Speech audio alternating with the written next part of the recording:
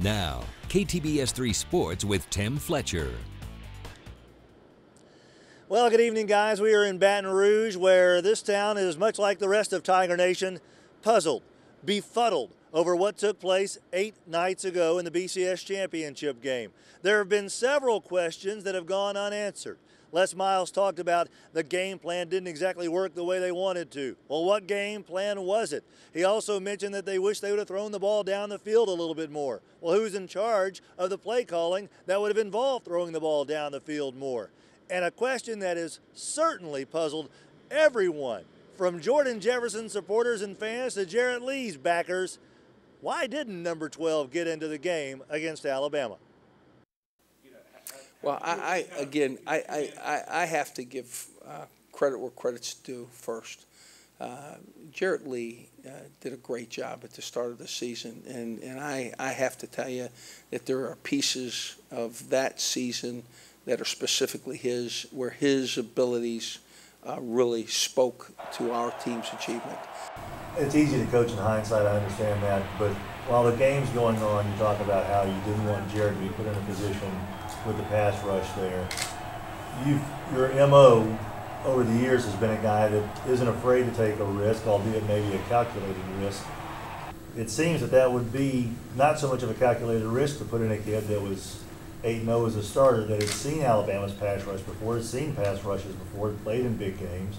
Yeah, again, there's some specific knowledge that we use to try to give our team its best opportunity at victory.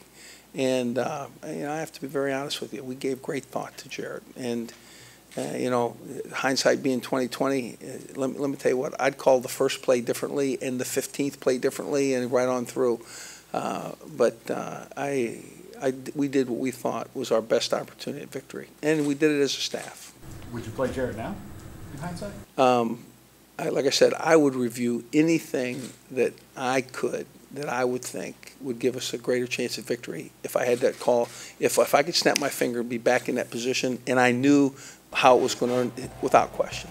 But I didn't know that, and I made the call that we felt as a staff was best for us to win. Is it odd that it is perceived that it is a personal slight?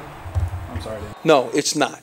It has nothing to do with personal slight. I can't tell you that I'd have to be very honest with you to say that I admire how he handled his career here, and I wish him the very best as he goes forward. I understand that he did well in an all-star game, and I think that's great. And again, root for him greatly. Okay. Of course, Jarrett Lee did play well last night in the Casino del Sol All-Star game. We brought you those highlights last night. He threw the ball very well down the field. Now, Les Miles mentioned specific knowledge. He didn't really go in further into what that specific knowledge was that prevented Jarrett Lee from seeing the playing field.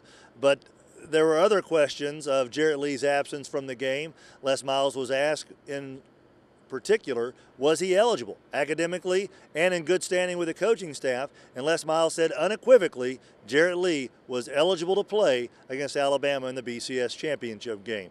But now the tide turns, pardon the pun, for LSU. Those two quarterbacks, Jordan Jefferson and Jarrett Lee, are both gone.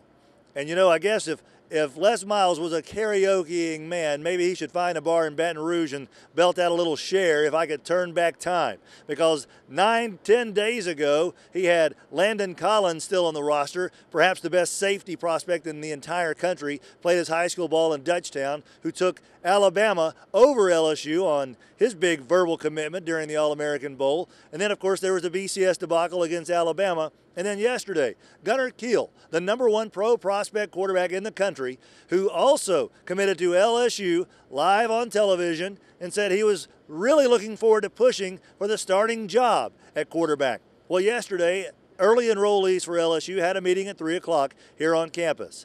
Gunnar Kiel never made the trip from Indiana to Baton Rouge.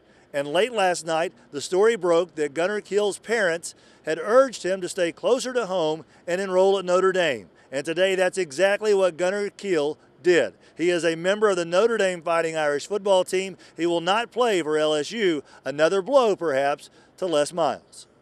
Well, there's a point in time where young people make a variety of decisions and for a variety of reasons. And the only thing I can tell you is, you know, there's a guy in the Midwest who felt like maybe staying close to home was the right thing, or maybe there's a guy in, you know, any number of places where the decision comes down to staying close to family and representing, you know, a stadium or a team nearby. I understand that very much. And certainly, if that's the case, then, you know, we need to have people that are going to be happy here in Louisiana. But we really think that we will recruit well to a variety of positions, and that this recruiting class will be the style of recruiting class that we've had in years gone by that really give us the opportunity to compete for the national championship. And LSU will more than likely head into the preseason next year as the #1 team or #2 team in the country. Zach Mettenberger will more than likely be the starter in spring. Phillip Rivers' brother, Stephen Rivers, most likely the backup. Les Miles said they are still going to try to address the position of quarterback here during the recruiting process. By the way, Jeremy Liggins, a big young man out of Lafayette, Mississippi, who we saw in Shreveport in the second week of the high school football season, is now on the LSU Tigers radar. Saints news, well, the Saints are without a defensive coordinator right now. Greg Williams accepted the job as the defensive coordinator for the St. Louis Rams. We'll hear from Sean Payton coming up tonight at 10 o'clock. The search for a defensive coordinator begins truly in earnest tomorrow when Steve Spagnuolo, the former St. Louis Rams head coach, will be in New Orleans talking to Sean Payton about that vacant D.C. job. Spagnuolo is probably the hottest prospect on the market right now, especially after Mike Nolan, former San Francisco 49ers head coach, accepted Atlanta's defensive coordinator position earlier today. And some basketball notes for you. Little Lulu Perry, former athlete of the week at Benton High School, more than likely has already eclipsed the city scoring record tonight. Crystal Smith out of Houghton High School held the record for the last 6 or 7 years, I guess you would say. Lulu, with 6 points tonight, would take over as the Shreveport-Bossier all-time leading scorer in girls basketball. We're going to do our best to make sure we have some highlights and hopefully that record-breaking basket tonight. And last night, Max Naquassa out of Centenary College broke the Chiefs record for the most points in a single game by a Centenary gent. Max scored 51 points in the win over ETBU last night. So congratulations to Max and Lulu. Right here in Baton Rouge, just across the way at the PMAC, LSU leading Auburn right now 15-8. I'm going to head over there, so we'll have highlights of that game for you tonight at 10, plus more on Les Miles and Jarrett Lee.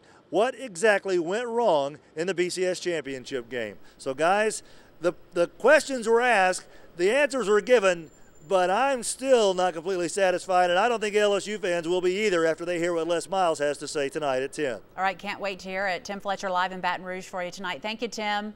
Coming up, Kraft is cutting about 1,600 jobs. Plus, Wyatt might